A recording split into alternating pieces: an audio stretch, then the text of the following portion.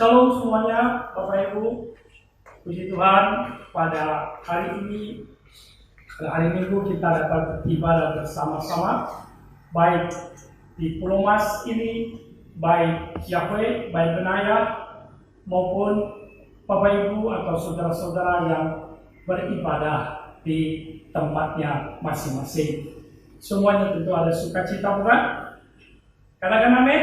Amin. Amin. Puji Tuhan. Ya, Bapak Ibu, saudara-saudara, belakangan ini banyak sekali yang saya lihat melalui media massa anak-anak Tuhan yang sudah sepertinya menampakkan, mengekspresikan rohani-rohani yang luar biasa, baik dengan nyanyian-nyanyian, dengan pujian-pujian, dengan komentar-komentar, narasi-narasi iman yang dituliskan. Wah, nampaknya semuanya ini sekarang berbeda dari yang dulunya. Dulu mungkin jarang sekali nyanyi lagu-lagu rohani, nyanyinya lagu-lagu metal, lagu-lagu sekuler, lagu-lagu dunia. Tapi belakangan ini nyanyi lagunya, wah, lagu rohani dan penuh dengan kayak penyembahan, pujian begitu ya, dan di-sharekan melalui media yang ada. Bahkan sekarang dalam Alkitab ada pasal yang digandrungi, pasal yang sangat disenangi. Bapak Ibu tahu kitab apa dan pasal berapa? Bahkan dinyanyikan, dibuat lagu, yaitu kitab Mazmur pasal 91. Wah, bahkan ada yang coba menghafalnya, seakan-akan kayak jadi mantra untuk mengusir, bahkan menolak bala, menolak wabah, ya kan? Sampai mengatakan bahwa 1.000 orang akan berpa di sisimu dan 10.000 di sebelah kananmu, tapi itu tidak akan mendekat kepadamu. Wah, itu dijadikan semacam ayat pelindung diri, ayat pengaman diri. Jadi nampaknya sekarang orang-orang Kristen atau orang-orang gereja nampak lebih rohani, nampak lebih kudus, nampak lebih sangat mencintai Tuhan. Bernyanyi, menyembah, mengajak orang lain untuk ikut bernyanyi, direkam lalu di-sharekan. Menurut saya oke-oke saja, ya kan? Daripada takut lalu cari jalan keluar yang salah. Dia takut, dia gentar dengan kondisi ini, namun dia masih mengingat akan firman Tuhan. Dia baca Alkitab, dia bernyanyi, itu baik. Tapi yang perlu kita ketahui dan lebih mengerti lebih dalam, khususnya mengenai Mazmur 91 ini, tidak hanya berbicara tentang bahwa orang yang duduk dalam lindungan yang maha tinggi, dia akan bermalam dalam tudung yang maha kuasa, lalu dia akan aman, sejahtera, dia terpelihara dengan baik. Lalu kemudian segala wabah, virus, atau segala macam ancaman-ancaman lain tidak dapat mendatangi orang tersebut. Tidak hanya sekedar, Bapak Ibu, bagian firman Tuhan ini dibaca atau dibuat nyanyian, dilafalkan, dihafalkan, bahkan sampai dijadikan semacam mantra-mantra rohani. Kita harus mengerti, memang betul, saya percaya dengan iman bahwa Yahweh Elohim Tuhan kita itu melindungi kita, menjaga kita. Tapi orang yang macam bagaimana? Seperti apa itu orang? Bukan hanya sekedar orang yang tahu baca Alkitab, menghafalkan, menjadikannya ini. Tapi harus mengerti konteksnya, mengerti bagian firman Tuhan ini. Ketika ini ditulis, tidak hanya sekedar penulis Mazmur 91 ini hanya sekedar menulis begitu saja. Pasti punya alasan-alasan yang kuat. Kenapa orang yang berlindung dalam tudung Yahweh adalah orang yang tidak akan rebah, tidak akan dihancurkan, tidak akan dikalahkan. Kita harus pelajari, lihat baik-baik. Nah, mari yuk kita membuka bersama-sama Mazmur 91. Mazmur 91. Nah, perhatikan Mazmur 91 ini tidak terlepas dari Mazmur 90. Jadi dua pasal ini, kalau kita lihat judul yang diberikan pada bagian ini adalah tulisan dari abdi Elohim yang bernama Moshe atau Musa. Kita Mazmur banyak ditulis oleh beberapa penulis, bukan hanya Raja Daud atau Dawid yang menuliskan. Perhatikan baik-baik bahwa ada beberapa penulis, sehingga menjadi kumpulan disebut dengan kitab Mizmor atau Mazmur. Musa menulis bahwa, perhatikan pasal 91 ayat 1, orang yang duduk dalam lindungan yang maha tinggi, dia akan bermalam dalam tudung yang maha kuasa. Dalam teksnya Ibrani akan menulis demikian, Yosef Beseter Elyon Besel Yitlonan Shaddai. Orang yang duduk dalam lindungan yang maha tinggi, Beseter Elyon. Lalu dikatakan Besel di bawah bayang-bayang tudung Yahweh, tudung yang maha kuasa, Yitlonan Shaddai yang maha kuasa. Lalu dikatakan ayat berikutnya, aku mau berkata kepada Yahweh. Perkataan apa? Yuk kita baca 1, 2, 3. Perlindunganku dan bentengku, Elohimku, aku percaya kepadanya.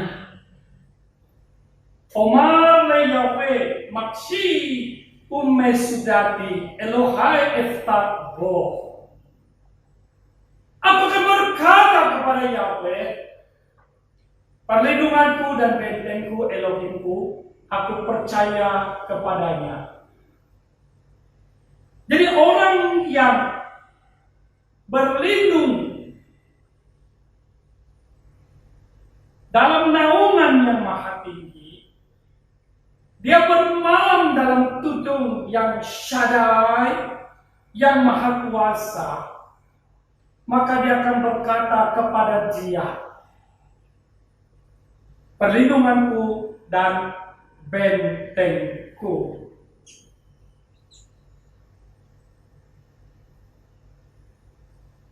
Dia percaya bahwa segala pengamanan dalam hidupnya hanya Elohim yang melindungi dia. Nah, jika kita membaca ayat berikutnya, perhatikan. ayat 3, sebab dia meluputkan engkau dari perangkap burung, dari tulah yang membinasakan. Dengan kepaknya dia akan menaungi engkau, dan di bawah sayapnya engkau akan mencari keteduhan. Dan seterusnya, terhadap tulah yang merajalela pada kegelapan, terhadap kebinasan yang sia-sia pada tengah hari. Nah, lihat ayat 7. Kita baca bersama-sama. 1.000 orang akan rebah di sisimu, dan 10.000 di sebelah kananmu, tetapi itu tidak akan mendekat kepadamu. Sungguh dengan matamu sendiri engkau akan melihat dan menyaksikan ganjaran untuk orang fasik. Nah, Bapak Ibu, tentu ada kisah peristiwa yang terjadi di balik dari apa yang dituliskan oleh Musa. Kisah tentang apa? Tidak hanya Musa menulis begitu saja, 1.000 orang rebah di sisimu, dan 10.000 rebah di kananmu. Tapi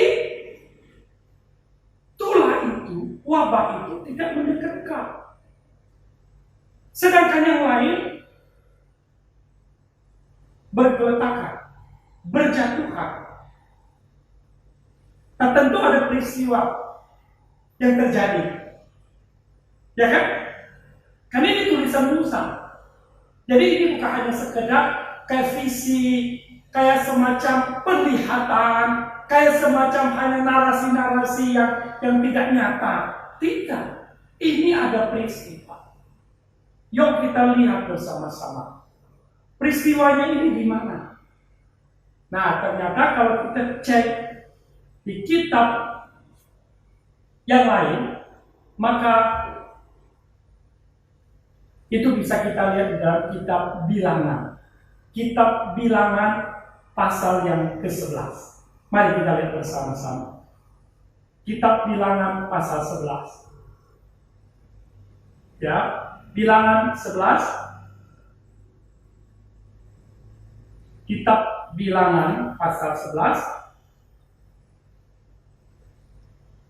Dan bangsa itu menjadi jahat ketika bersungut-sungut di telinga Yahweh, dan Yahweh mendengar dan menyala murkanya. Lalu api Yahweh menyambar ke antara mereka dan melahap di bagian ujung perkemahan itu. Kita lihat ayat berikutnya. Kita lihat berikutnya. Ayat 33 dan 34. 33 dan 34. Daging itu masih ada di antara gigi mereka, belum dikunyah, maka murka Yahweh menyala kepada bangsa itu, dan Yahweh memukul bangsa itu dengan tulah yang sangat dahsyat. Dan orang menyebut nama tempat itu Kifrot Ta'awa, karena di sanalah mereka menguburkan orang-orang yang rakus. Coba lihat teks Ibraninya. Dikatakan di situ, ya, ayat 34. Ayat 34.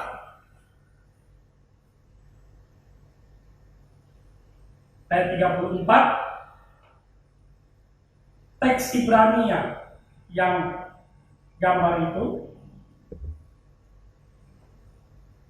Ya, kita lihat sebentar. Apa yang dicatat oleh Alkitab? Teks Ibrania di sini ditulis di situ, ya. Nah, Ibrania, ya, dibesarkan ayat 34. Nah, Vayikra et Shem Hamakom Hahu Kifrot Ha-Ta'awah Kisam, dikatakan Kisam kaferu et ha'am hamid ta'afim. Jadi di sini menuliskan kifrat ta'awah. Nah, Bapak Ibu saudara-saudara yang terkasih dalam Tuhan, kita lihat sejenak atau kita lihat lebih detail dari bilangan pasal 11 itu. Nah, Bapak Ibu, ketika Musa atau Moshe membawa Israel keluar dari Mesir menuju ke tanah perjanjian. Nah, lihat baik-baik bena itu, dibesarkan sedikit.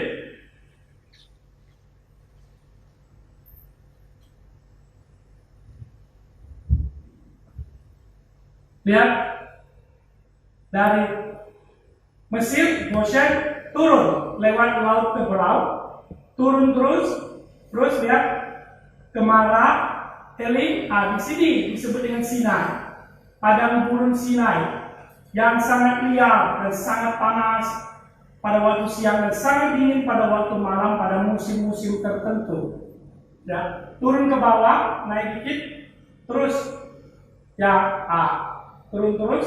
Nah, kalau ke bawah terus itu disebut dengan Syam el Sheikh. Tapi di sini, jadi mereka berkemah, mereka berdiam di sini, lalu akan naik terus sampai menuju kepada Kades Barnea. Nah, di sini ada Petra, kemudian Monhor tempat Harun dikuburkan. Dan kalau Miriam meninggal di sini, nah kalau Musa di Mount Nebo, Gunung Nebo di sini. Jadi 27 km sudah masuk Yeriko di sini. Jadi peristiwa yang tadi itu ada di bawah sini, coba. Di daerah sini, ya, di tempat mereka berkemah. Nah, mari kita lihat bersama. Ya, itu tetap map-nya tetap ya di situ. Nah, waktu mereka dalam perjalanan itu dalam keadaan yang tidak sama dengan Mesir, maka orang-orang Israel ini atau umat perjanjian ini banyak mengeluh, banyak marah-marahnya, banyak kesalnya. Dalam perjalanan itu, kalau ada kurang sesuatu, mereka protes. Protes dengan keras, dengan marah kepada siapa? Ya kepada Tuhan. Tapi dengan ditujukan kepada hambanya, yakni Musa. Apa protes berikutnya? Protes berikutnya adalah bahwa mereka kepingin makan daging. Kepingin makan daging. Mereka katakan, di Mesir saya enak. Di Mesir kami ada macam-macam makanan. Kami makan dengan cuma-cuma. Kalau kita lihat ayat 5, coba dimunculkan ayat 5, bilangan tadi.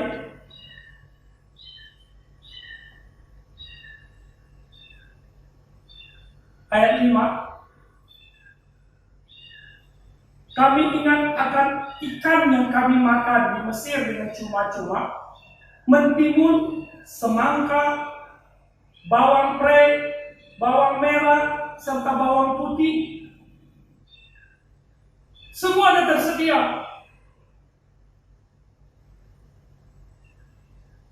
Tapi sekarang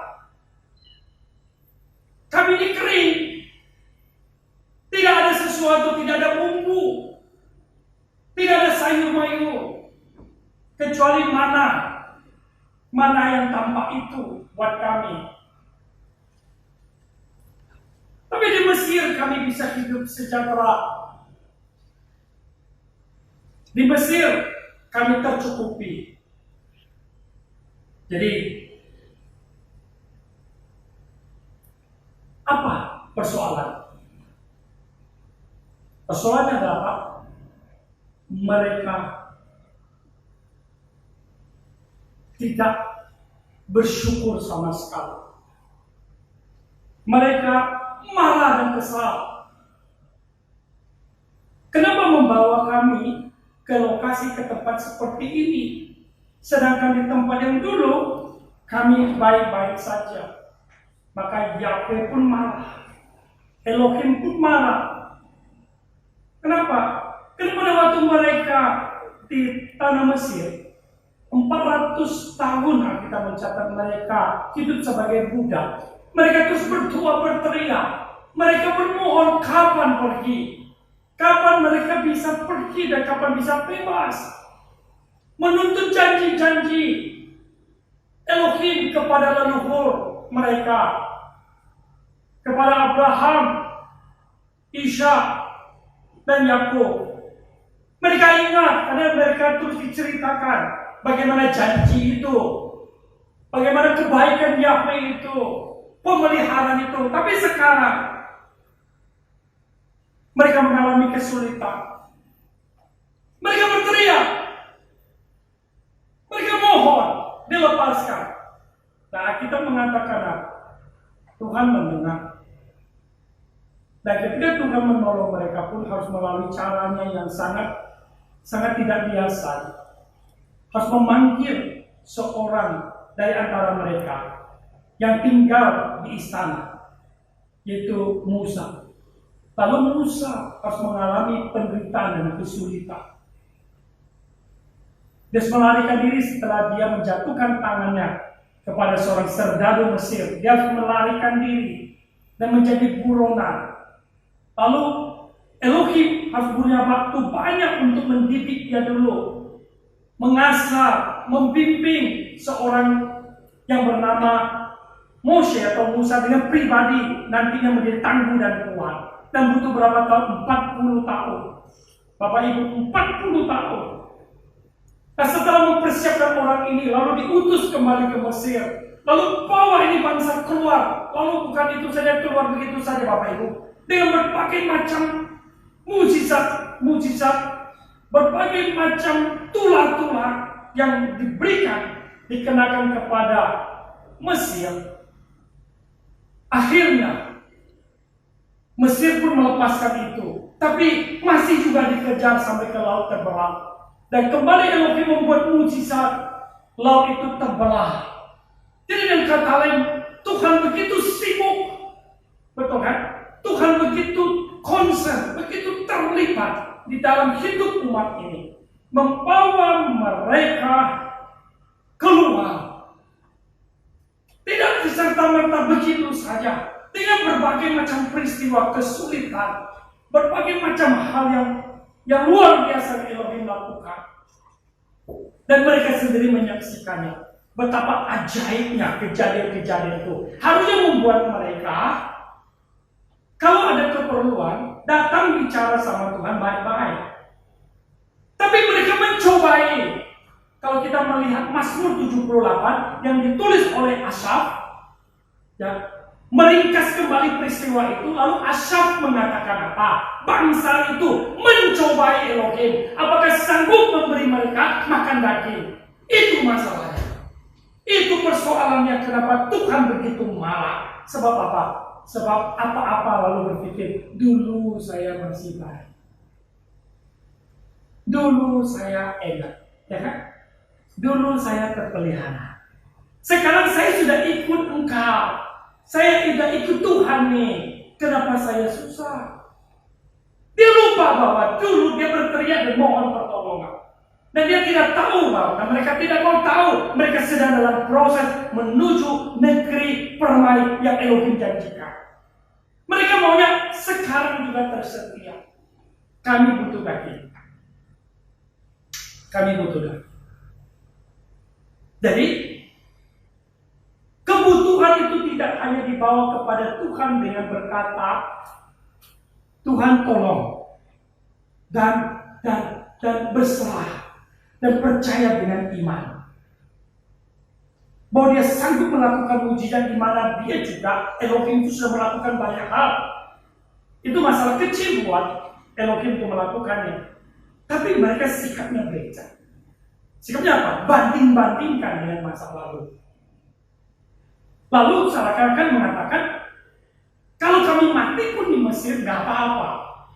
Sedangkan dulu di Mesir nggak mau mati. Nah udah ditolong, udah dilepaskan, sekarang ngamuk, marah. Dan mereka menyalahkan siapa? Menyalahkan Tuhan. Menyalahkan pembebas, menyalahkan yang memberi berkat. Itu sikap yang buruk sekali. Itu makanya Elohim marah sekali. Bukan soal mereka minta daging. Betul? Gampang kan dikasih daging kan? Bukan soal minum, betul kan? Tinggal dikasih air. Anda minta Tuhan kasih. Tapi masalahnya di mana? Sikapmu. Sikap kita. Kurang ajar. Sikap kita tidak baik. Kita tidak merendahkan hati. Tidak berserah. Tidak sungguh-sungguh percaya. Dan dengan hormat. Itu contoh. Yang nyata yang kita bisa lihat dalam Alkitab. Coba lihat di Mazmur 78. Nanti Bapak Ibu bisa lihat, ya buka sendiri nanti. Ingat baik-baik, Mazmur 78. Itu diringkas oleh Asaf tentang orang Israel bagaimana mereka meminta daging, tapi sebenarnya mereka ingin mencobai Elohim. Tuhan marah sekali. Nah, kalau kita membaca berikutnya,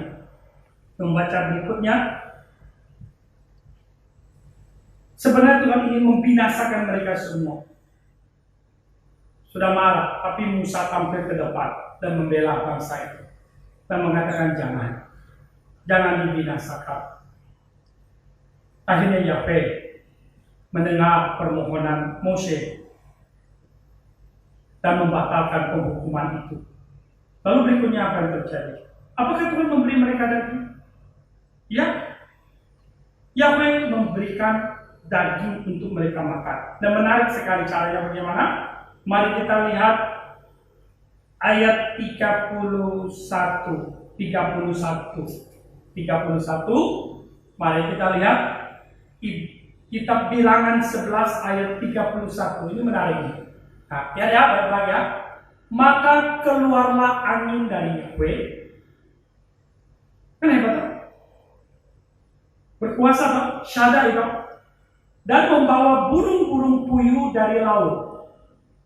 Burung-burung puyuh atau burung punai gitu ya. Burung-burung puyuh, dan membiarkan burung-burung itu jatuh di dekat perkemahan. Kira-kira 1 hari jauhnya ke sini dan 1 hari jauhnya ke sana. Berarti lebar sekali, luas sekali. Itu daging-daging hidup berdatangan. Ya, sekeliling perkemahan. Dan perhatikan. Dan kira-kira 2 hasta tingginya pada permukaan tanah. Kira-kira 2 hasta tingginya dari permukaan tanah. Jadi itu bukan bangkai. Tuhan tidak akan kasih bangkai. Apalagi ayam tiren istilahnya. Ayam mati kemarin. Tidak benar. Karena dia memerintahkan tidak boleh makan bangkai. Ya, jadi mana mungkin Elohim kasih mereka bangkai.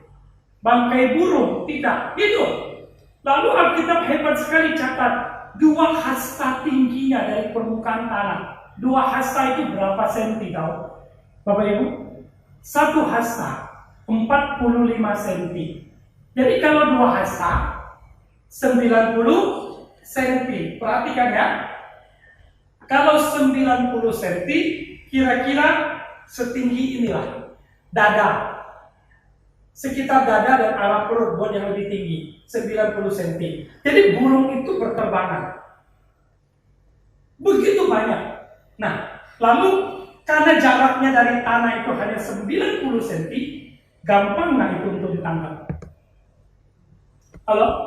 Mudah kan?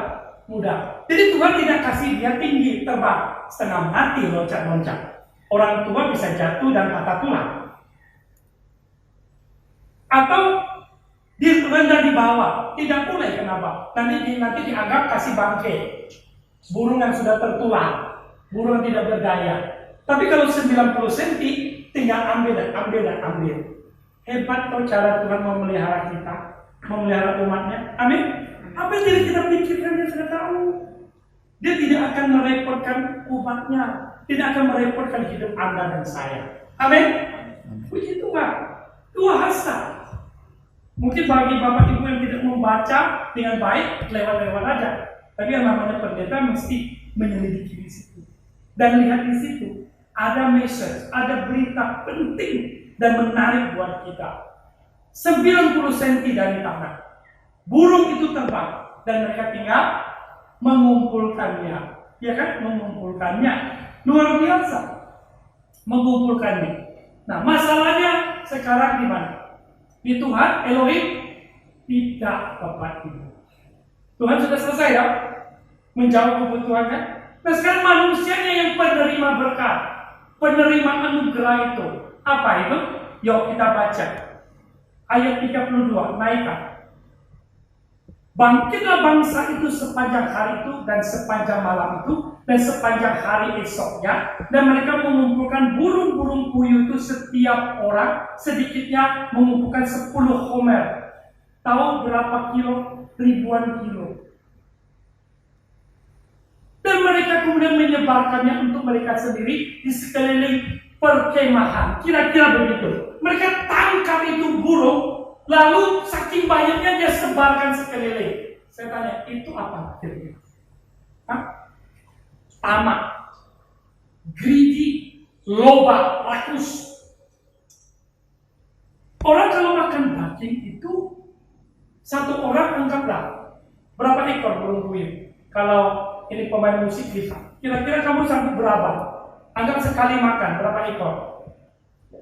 3 ekor. Kalau saya sih mungkin 1 ekor. Yang lain ada yang 2 ekor, 3 ekor. Sekali makan. Tapi mereka ini mengumpulkan tontonan. Kalau kita hitung konversikan homer ke timbangan, itu tontonan. Jadi daging itu begitu banyak tersebar begitu saja. Kenapa? Mereka takut. Mereka pikir ini kesempatan gua dapat banyak. Kumpulkan. Sedangkan Tuhan berkata apa? Coba lihat. Tuhan katakan apa? Yuk kita lihat. Katakan apa ini? Saya baca dulu ya. Kamu akan memakan daging, dikatakan. Coba lihat ayat 20. Ya, coba lihat ayat 19. Ayat 19. Ayat 19. Kita baca. 1, 2, 3. Bukan 1 hari saja kamu akan memakannya, tapi juga bukan 2 hari. Bukan 5 hari. Bukan 10 hari. Juga bukan 20 hari. Tapi sampai 1 bulan lamanya. Sampai keluar dari lubang hidupmu dan menjadi bagimu kemuakan. Oke, kamu menangis dan ingin mencobai saya untuk makan daging. Saya kasih. Ingat baik-baik. Saya kasih lu makan bukan cuma untuk 1 hari. Bukan cuma 2 hari. Bukan 5 hari. Tapi sebulan sampai lu sampai lu muntah-muntah. Gua kasih lu makanan. Kamu pikir saya nggak bisa kasih lu makan? Kalau gua jadi Tuhan, gua begitu juga. Marah, kan? Kesalnya sama orang-orang nggak percaya. Nah, kecuali kalau Tuhan bilang 1 hari aja ya, 1 kali makan, mungkin masih bisa dimaklumi. Orang-orang kumpulin banyak, jadi simpen nih, takut nih, nanti berikutnya mau makan apa? kan begitu. Tapi Tuhan bilang apa? Tiap hari lu makan. Tiap hari saya kirimkan itu burung puyuh. Dan hanya 90 cm kau ambil itu. Dan itu hidup. Kalau satu keluarga normalnya kira-kira kalau 4 orang atau 5 orang, Bapak Ibu, kira-kira satu hari itu kamu kumpulkan berapa ekor? Pak Riki berapa ekor coba itu? Untuk anakmu 2, istri dan kamu, kira-kira kamu kumpulkan sehari burung puyuh berapa ekor? Paling sekitar 5 atau 6 lah. 5 atau 6, dikit banget. 10 lah buat stok di kulkas. 10 lah buat stok di kulkas, kan nggak ada kulkas. Ya kan? Ya paling dipanggang lah, diasepin lah. Ya toh? Cukup lah, segitu. 8 atau 10 ekor. Tapi, bayangin mereka kumpulkan dan serahkan itu di kemah. Kenapa? Firman Tuhan berkata, ini rakus. Nah, dalam teks aslinya itu rakus itu gambaran apa? Tidak pernah puas, kerongkongan selalu terbuka, dan seperti kayak tidak pernah bisa mengatur. Maunya itu diisi terus, maunya terus penuh. Makanya disitulah kita lihat Tuhan itu marah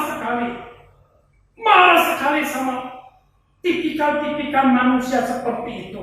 Nggak pernah puas, greedy, tamak.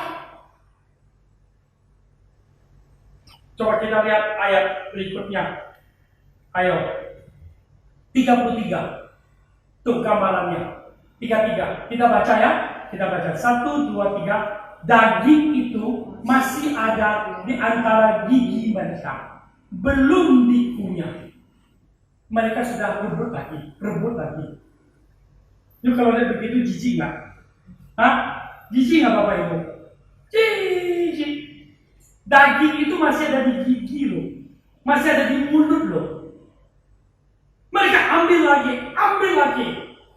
Makanya pantesan Tuhan pukul bangsa itu dengan tulah yang sangat dahsyat. Dan apa terjadi? Orang-orang semacam itu satu pun tidak ada di antara mereka boleh melanjutkan perjalanan. Mereka mati. Jadi salah satu dosa yang dibenci oleh Elohim adalah apa? Kerakusan, ketamakan, nggak pernah merasa cukup dan bersyukur. Ambillah bangsa berapa ekor, toh besok datang lagi daging segar, toh nanti 2 hari lagi datang lagi. Karena itu janji Yahweh. Bahkan sakit bayinya nggak usah khawatir, nggak dijatah malah. Jatahkan diri sendiri. Ya kan? Saat kumpulan itu penuh dari sini 1 hari, kesananya 1 hari. Jadi artinya kiri dan kanan, depan atau belakang. 1 hari perjalanan. Dibayangin itu, kayak langit sudah mau gelap toh, ditutupi oleh burung seperti itu banyaknya. Jadi kamu khawatir apa? Kamu takut apa? Yang pelihara engkau secara sempurna. Masalahnya di hati manusia itu greedy, tamak. Itu dia. Jadi kenapa tulah itu terjadi dan mendatangi mereka? Kenapa? Dosa ketamakan, rakus. Kita tidak tahu tulah macam apa. Karena Alkitab tidak kasih tahu. Coba kita lihat. Ayat 34 naikin sampai 35 ya, 34. Dan orang menyebut nama tempat itu Kifrot Ta'awa. Tapi lihat dulu ayat 33 terakhir. Dan Yahweh memukul bangsa itu dengan tulah yang sangat dahsyat. Nah, tulah yang sangat dahsyat, kita tidak tahu tulah apa. Tulah apa? Tidak dicatat. Kalau di Mesir dicatat, ya kan? Kalau hari ini dicatat virus corona, ya kan? Nah, kalau dulu tidak dicatat apa? Tapi saya hanya coba berpikir kemungkinan mereka kena jantung, karena makin daging terlalu banyak, kolesterol lo, mati lo. Kalau nggak kolesterol, apa kira-kira? Ayo coba yang lain. Coba. Hah? Coba. Hah? Karena saking banyaknya daging, mungkin karena rakus, tamak dan takut, toh, maka mungkin mereka bakar tidak begitu matang. Ya kan? Jadi keracunan bisa saja, atau mereka kena disentri, kolera. Kalau kusta yang enggak, pasti dicatat kalau kusta. Kalau bisul-bisul pasti dicatat. Ini enggak. Jadi tidak ada dikasih tahu tulah apa. Tapi yang jelas hasil dari tulah itu mereka mati semua. Pelajaran apa yang kita dapat di sini, Bapak Ibu? Pelajarannya adalah bahwa orang yang berlindung dalam tudung Yahweh, yang percaya kepada Yahweh, satu, dia nggak akan ungkit-ungkit masa lalu. Setuju? Kedua, dia tidak akan mencobai Yahweh. Dan yang ketiga, dia tidak akan rakus atau tamak. Dia berserah penuh kepada perlindungannya. Itulah Mazmur 91. Dia percaya pemeliharaan Bapa di surga bagi hidupnya.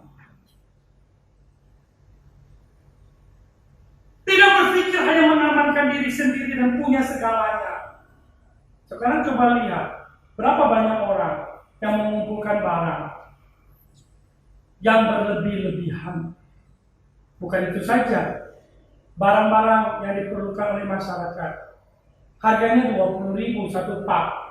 Sekarang dijual, ada yang berani jual 500.000, 300.000. Itu bisnis? Iya bisnis. Tapi disertai apa? Disertai dengan ketamakan. Disertai dengan dosa, kerakusan. Tanpa pernah memikirkan yang lain.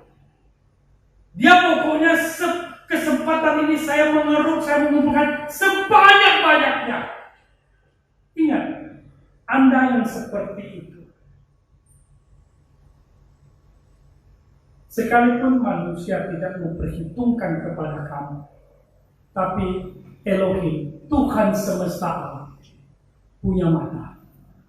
Dan dia tahu kapan akan menghitung, akan berperkara dengan engkau. Kalau dulu langsung mati, mampus mereka langsung mati. Dan orang menyebut nama tempat itu Kifrat Ta'awa. Kifrat atau Kifrut itu kuburan. Ta'awa itu apa? Ta'awa itu rakus. Orang-orang yang rakus. Jadi kalau kamu rakus, ingat kamu adalah ta'awa. Kamu orang yang greedy. Dan Elohim akan menghancurkan orang seperti itu. Jadi tidak hanya sekedar nyanyikan lagu ini Mazmur 91, tapi dia rakus. Ya, motif-motif ayat itu sharekan melalui Facebook atau media massa yang lain, tapi dia hatinya nggak pernah bersyukur, tidak berserah, menghafal Mazmur 91, lalu mengatakan kepada orang lain jangan takut, bahwa 10.000 rebah di kanan dan kiri, hal itu tidak menghampirimu. Tapi dia sendiri mencobai Elohim, mencobai Tuhan.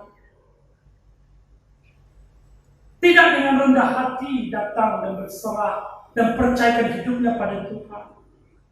Makanya banyak orang bilang, ngutip ayat, ambil ayat itu gampang. Sharekan ke orang lain itu gampang. Ya toh? Nyanyikan lagu itu mudah. Gampang, tinggal omong, tinggal sharekan, tinggal buat. Tapi periksa diri kita, apakah dalam hidupmu satu, kamu selalu percaya dan bersyukur apapun pimpinan Elohim bagi hidupmu, apapun yang kau hadapi, kamu percaya, kamu harus bersyukur. Kedua, dan hidupmu ketika ada kesulitan datang, kamu merendahkan hati, mencari, memohon pertolongan, bukan menantang Tuhan. Bukan berkata, kenapa sih sudah ikut Yahweh, ikut Elohim, kok hidup saya tambah susah? Kok tambah menderita, kok tambah masalah? Bapak Ibu, itu omongan itu kurang ajar. Itu melawan Tuhan. Sebenarnya dia sedang mempersiapkan engkau ke tanah perjanjian. Amin. Tapi kamu sendiri mengeluh dan menantang dia. Tidak bersedia diproses, diatur. Itu hal yang harus kita renungkan dan pikirkan. Apakah itu ada? Dan yang ketiga, apakah orang lagi susah, kau cari kesempatan untuk kepentingan dirimu, untuk keuntungan dirimu yang tidak kira-kira. Sebanyak-banyak kalau bisa kumpul dan kumpul, kayak besok tidak ada harapan lagi. Seperti itu kan? Kalau Anda tidak seperti itu, maka bagian firman Tuhan ini bukan mantra buat Anda. Amin? Bukan mantra. Bukan cuma narasi-narasi kosong. Tapi itu bagian firman Tuhan ini menjadi berarti untuk hidup Anda. Dan Anda akan disebut duduk di bawah tudung Yahweh. Mari kita lihat di dalam Mazmur 91 tadi. Mazmur 91. Mari kita lihat bersama-sama. Orang yang duduk dalam lindungan yang maha tinggi, dia akan bermalam dalam tudung yang maha kuasa. Aku mau berkata kepada Yahweh perlindunganku dan bentengku, Elohimku, aku percaya kepadanya. Jadi dia dalam hal ini berserah penuh. Jadi Moshe mengajak umat, serahkan hidupmu, serahkan kuatirmu, serahkan masa depanmu kepada pemeliharaan dia. Jangan dengan caramu sendiri, jangan dengan metodemu sendiri, apalagi disertai dengan dosa kerakusan. Itu akan memperburuk dan akan menghambat dan menghancurkan hidup orang itu. Maka firman Tuhan berkata apa? Sekalipun yang lain rebah, tapi tulah itu, hukuman itu tidak akan menghampiri engkau, sebab engkau tidak seperti itu. Amin Bapak Ibu. Jadi dalam masa kondisi seperti ini, saya tidak usah uraikan lagi, Bapak Ibu sudah tahu. Ya, dan sudah tahu instruksi pemerintah dan sebagainya. Nah, ya pokoknya dalam masa kesusahan seperti ini, dalam masa yang sulit seperti ini, mari setiap kita patuh dengan apa yang dituliskan oleh hamba Elohim, abdi Elohim yang besar ini Moshe. Yakni apa? Duduk dalam lindungan yang maha tinggi dan bermalam dalam tudung yang maha kuasa. Dan berkata kepada Elohim, perlindunganku dan bentengku, aku percaya kepadamu. Apapun yang terjadi, saya tahu, saya di dalam rancangan, di dalam kehendaknya. Mau bagus, mau tidak bagus, dia yang memiliki hidup. Bukan kita memiliki hidup kita, tapi Elohim yang memiliki hidup kita. Biarkan Elohim berperkara dalam hidup kita. Dan saya percaya, dia akan menaungi kita di bawah sayapnya. Dan ketika kita mencari perteduhan, kesetiaannya adalah perisai dan tembok perlindungan untuk Anda, untuk saya, dan untuk kita semuanya. Amin. Percayakan Anda, saudara-saudara, bahwa Tuhan itu baik, Yahweh itu baik, dan dia menyertai kita semuanya. Jadi kalau begitu, tulah itu tidak menghampiri Anda. Pertama-tama, Jauhi apa? Jauhi apa? Pertama, jauhi kekhawatiran yang berlebihan, ketakutan yang berlebihan. Sebab katanya orang kalau khawatir, betul kan? Imunnya turun. Nah, imun turun, tulah itu cepat datang. Betul loh. Yang kedua, jauhi apa? Jauhi dari menantang Tuhan. Tidak usah rendahkan hatimu, serahkan dan percayakan. Kenapa? Karena hari esok masih ada. Ya, hari esok masih ada. Orang lain boleh panik, orang lain boleh kesal-kesal, Anda dan saya tidak boleh. Tenangkan dirimu, damaikan dirimu. Dan yang ketiga, ini harus kita jaga baik-baik. Jauhi apa? Jauhi kerakusan, ketamakan. Sebab itu adalah dosa yang tidak mempercayai pemeliharaan Elohim dalam hidupmu. Dan Tuhan tidak mau hal itu. Jadilah umat yang diberkati. Jadilah umat yang berserah. Amin. Amin. Puji Tuhan.